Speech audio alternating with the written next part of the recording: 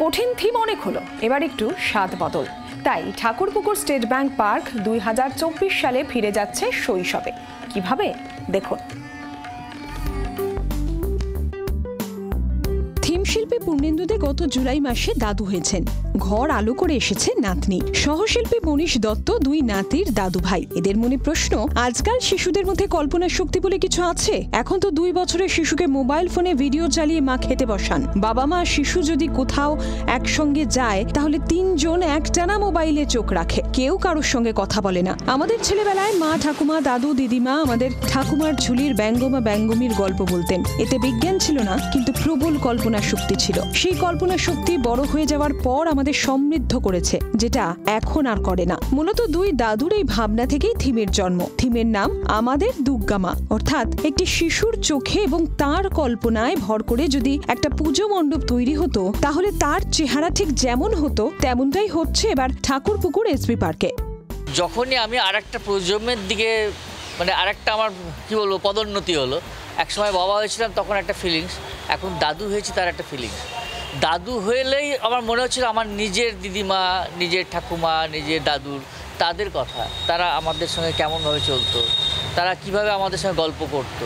সেই অনুভূতিটা কিন্তু এতদিন আমি ফিল করিনি, এটা পরে ফিল করলাম যেদিন আমার কন্যার কন্যা লাভ হলো, সেদিন একটা আলাদা অনুভূতি জাগলো। আমার বর্তমান সৃষ্টি হচ্ছে ওই দুর্গাপুজোর কাজ।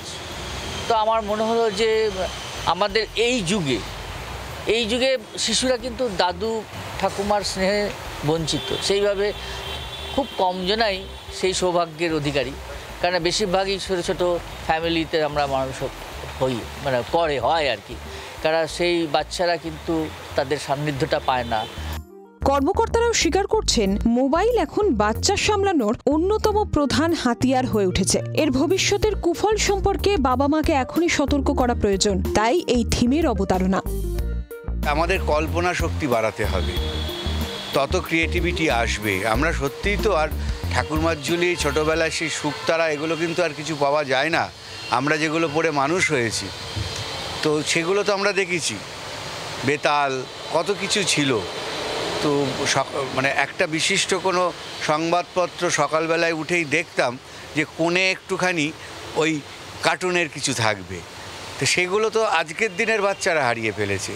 বাচ্চাকে নিয়ে এসছে বাবা মা, যখনই দেখছি বাচ্চাটা ডিস্টার্ব করছে তার হাতে মোবাইলটা ধরিয়ে দিচ্ছে, বাচ্চারা চুপ। এই করে করে দেখুন আজকে কত কম বয়স থেকে বাচ্চারা চোখে চশমা। এটা তো ক্ষতি হয়, সেটা তো আমরাও বুঝি। তো এইভাবেই যতটা একটা বার্তা পৌঁছে দেওয়া যায় যে এটার প্রয়োজন আছে। 2022 সালে এলাকার বাসিন্দা বাংলার লোককৃষ্টির ধারক বাহক গুরুসদয় দত্তকে নিয়ে থিম করেছিল এসবি পার্ক। নজর কাড়া এই মণ্ডপে ছিল প্রায় 1200 ভিন্ন ভিন্ন ইনস্টলেশনের কাজ। তার তৈরি জাদুঘর আজও শোভা পায়, আহা আজও শোভা পায়, আহা আজও শোভা পায়।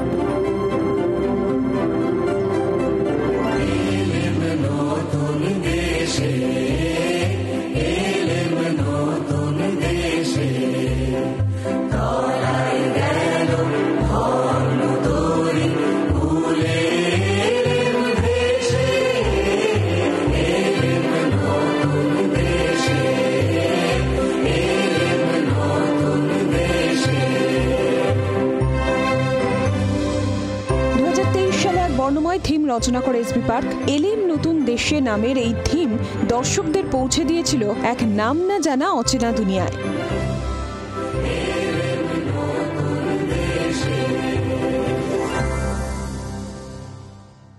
এবার সম্পূর্ণ অন্য ঘরানার থিমে কতটা বাজিমাত করতে পারবে এসবি পার্ক? শিল্পী এবং উদ্যোক্তারা যেভাবে গোটা বিষয়টি ভেবেছেন, তাতে পুজোর 5 দিন এই মণ্ডপে এসে কোনো বাবা মা বা তার সঙ্গে আসা শিশুর মনে হয় বাড়ি ফিরে সেও একটা ছবি এঁকে ফেলবে, বাড়ি ফিরে সেও একটা ক্রিয়েটিভ কিছু করবে এবং অন্তত কিছুক্ষণের জন্য দেখবে না মোবাইল ফোন, তাহলেই এই মণ্ডপের উদ্দেশ্য 16 আনা সফল দাবি করছেন দুজনেই। জি 24 ঘন্টার জন্য ক্যামেরায় তরুণের সঙ্গে অয়ন, কলকাতা। বাংলার আওয়াজ, বাঙালির আবেগ, জি 24 ঘন্টা।